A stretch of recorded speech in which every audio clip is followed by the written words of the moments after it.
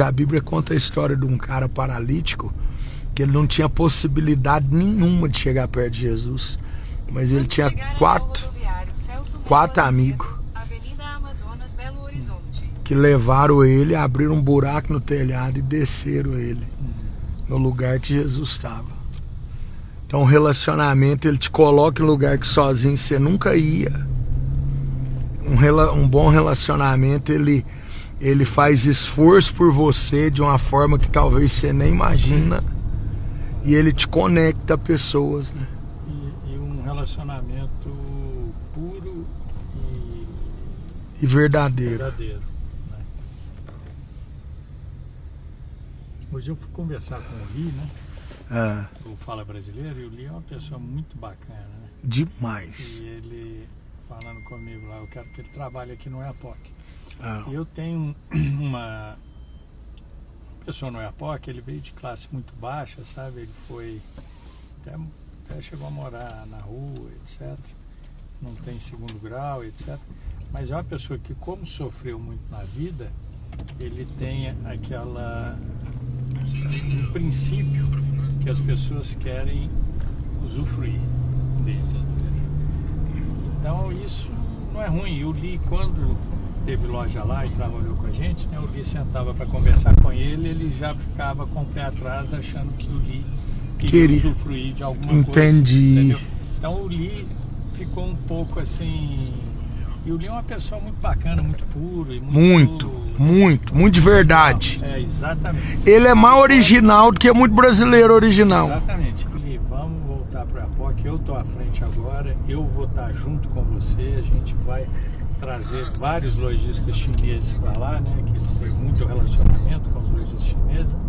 E vamos fazer não só crescer o EAPOC atual, como a gente está fazendo o EAPOC 2 também. Sim. Que é o imóvel ao lado.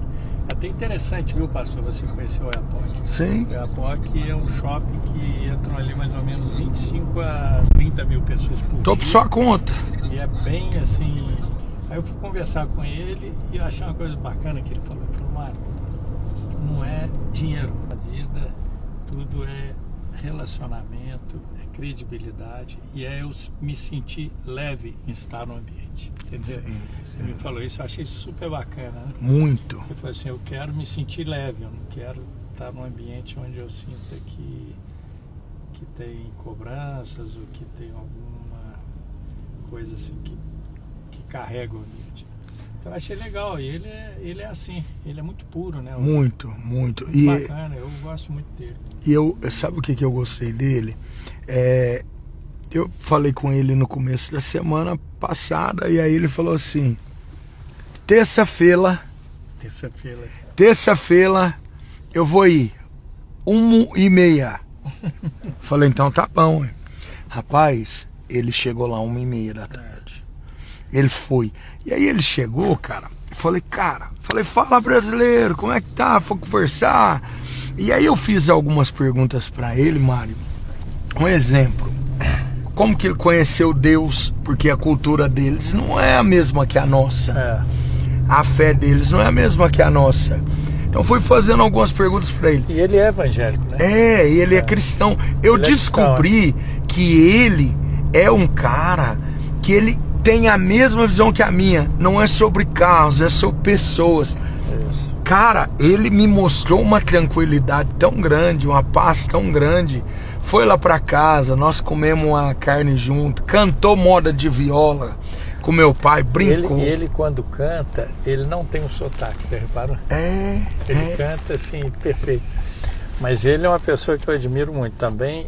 E existem outros chineses lá no EAPOC, que você vai conhecer, que são cristãos também, sabe? Que legal, cara. E talvez eles até estejam fora da China, pelo fato da China ser um sistema comunista, né, com poucas religiões, né? Fechado, né? Na China tem muito budismo, né? Sim, demais. Que não é uma religião, o budismo o hinduísmo também, né? É uma forma de viver, né? Ô Mário, eu fiz umas perguntas porque eu acho que ninguém fez para um chinês.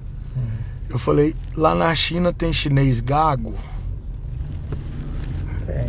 Tem. Ele falou, tem. Eu falei, mas como é que é? Rapaz, se você vê ele imitando um chinês gago, você quase morre. O chinês já é engraçado difícil. às vezes, né? E o nome do pai dele, você sabe como é que chama o pai dele? Não. Gemilá. É sério, Gemilá. Mas você tem que saber falar. Mas ele falou com essa pronúncia. Se você falar Gemilá, já é diferente, mas tem que ser Gemilá. Eu falei Gemilá. lá ele 1000 vezes. Aí eu falei assim, e sua mãe? Pega o suco aqui. Aí você guardou, né? Não tem o nome da esquecer. mãe é Pega o suco aqui, do pai é Gemilá. Agora, você sabe que teve uma época que eu peguei uma professora particular de mandarim, né? Porque como eu tinha muito contato com a chinesa, eu queria saber o básico do mandarim.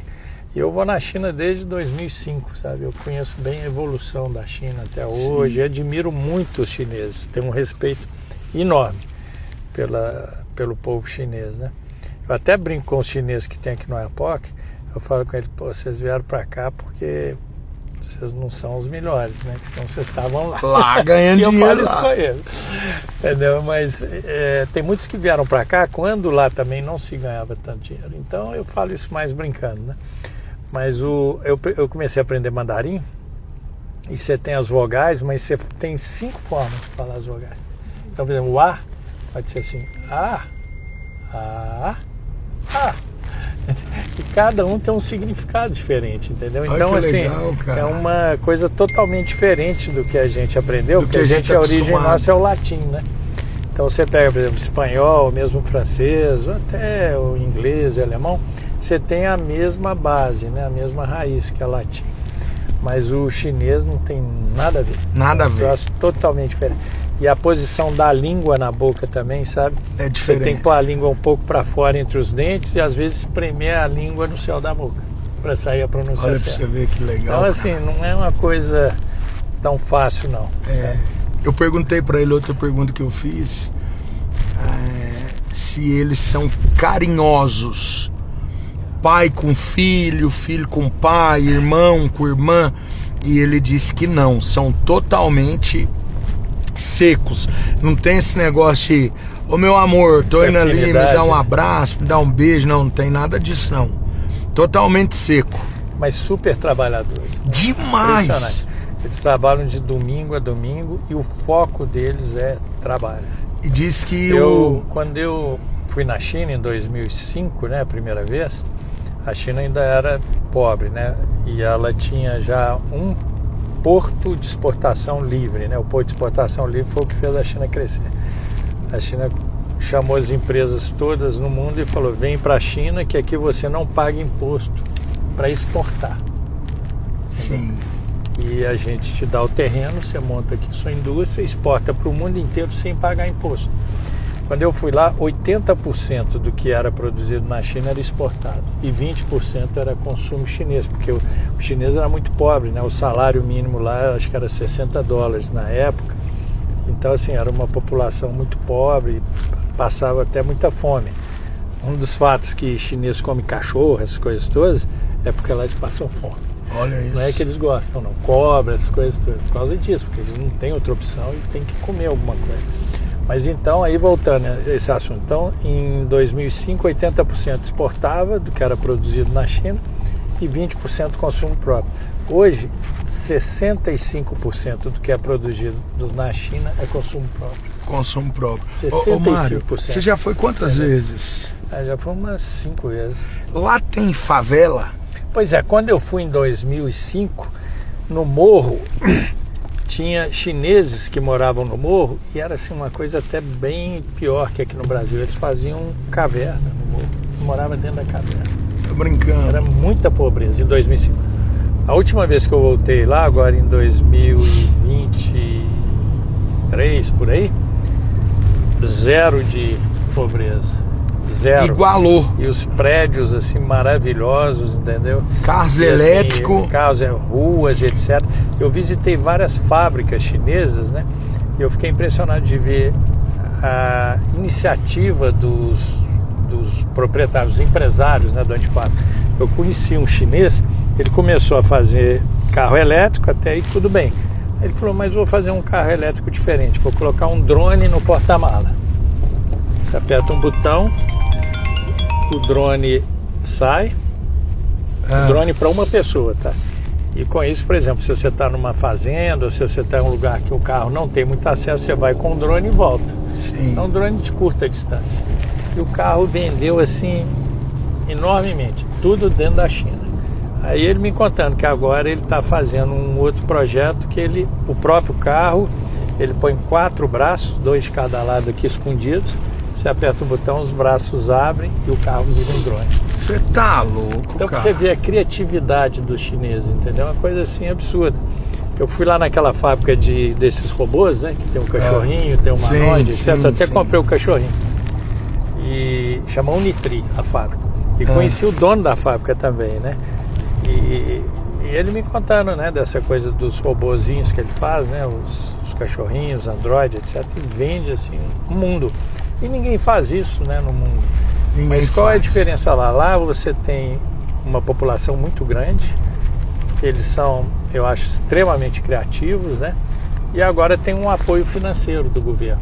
Então os bancos chineses, né, hoje são os maiores bancos do mundo, eles te dão aquele aporte financeiro para você poder empreender.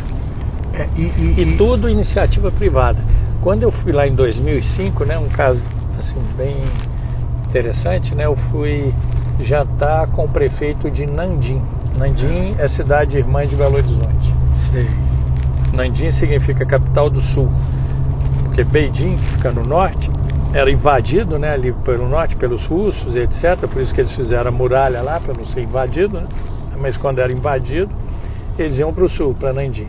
Então fui almoçar lá com o prefeito e ninguém falava inglês, só uma pessoa que eles convidaram falava inglês, porque ele tinha estudado nos Estados Unidos a cultura americana. Eu perguntei para ele, mas por que você foi para os Estados Unidos para estudar a cultura americana? Porque eles vão ser um dos grandes consumidores nossos.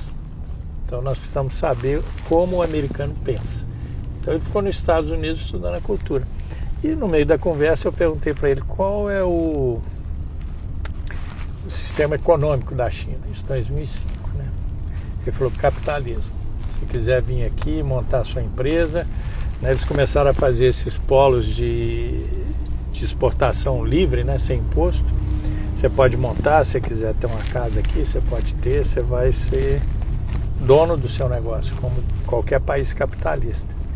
Aí eu perguntei para ele qual é o regime político. Sabe o que ele me falou? Unipartidário. Ele não falou comunista, ele falou unipartidário. Cabeça. Aí ele me falou, aqui é unipartidário, por isso que a gente cresce tanto. Porque você não precisa passar pela Câmara, pelo Senado, entendeu? É um partido só. Então as coisas são resolvidas rápidas. Isso em 2005. E de lá para cá a China vem crescendo de uma forma assustadora, né? E vem ganhando respeito, né, Mário? Exatamente. Porque crescer é uma coisa, ter o respeito das outras nações e o que aconteceu? Em 2005, quando eles começaram a levar para lá as grandes indústrias mundiais, né? Os empregados chineses aprenderam a produzir produtos de boa qualidade, entendeu? E passaram a montar fábricas paralelas, fazendo produtos de boa qualidade. Então, em 2005, né, até um amigo meu que mexe com a indústria têxtil e sempre comprou tecido lá, ele falou, em 2005, lá o tecido era muito barato, mas você comprava um rolo, vinha azul escuro por fora e por dentro estava azul claro, a qualidade era muito ruim. Depois em 2010, 2015, não sei, a qualidade ficou muito boa e o preço continuou baixo. Sim. E agora em 2026 eles têm inovação, ou seja, coisas que você não encontra em lugar nenhum do mundo e continua com o preço baixo, ou seja, altíssima qualidade com preço baixo. Entendeu? Então assim, é uma coisa absurda. E na China o que eles fazem? Eu visitei muito lá, algumas vezes que eu estive lá, regiões. Então tem uma região que só produz brinquedo. Sim. Então a produção é uma escala enorme, entendeu? Tem uma outra região que é só eletrônico, que chama Shenzhen. Então assim, eles fazem polos específicos para determinados tipos de produto. Com isso a escala é muito alta e eles ganham na escala, né? E o salário mínimo, né, que quando eu fui lá atrás era $60, hoje é mais de $500. Mais de $500. Então o que aconteceu? Eles não estão mais usando totalmente mão de obra chinesa, eles estão usando mão de obra vietnamita. Então várias fábricas chinesas estão começando a produzir no Vietnã para ter um custo mais baixo de mão de obra.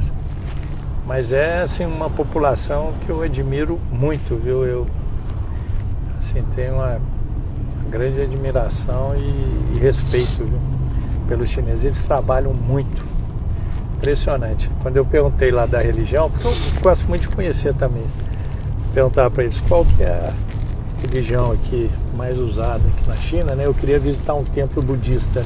Sabe o que eles me falaram? Religião mais... Carboné. Tá vendo? Entendeu? Ah,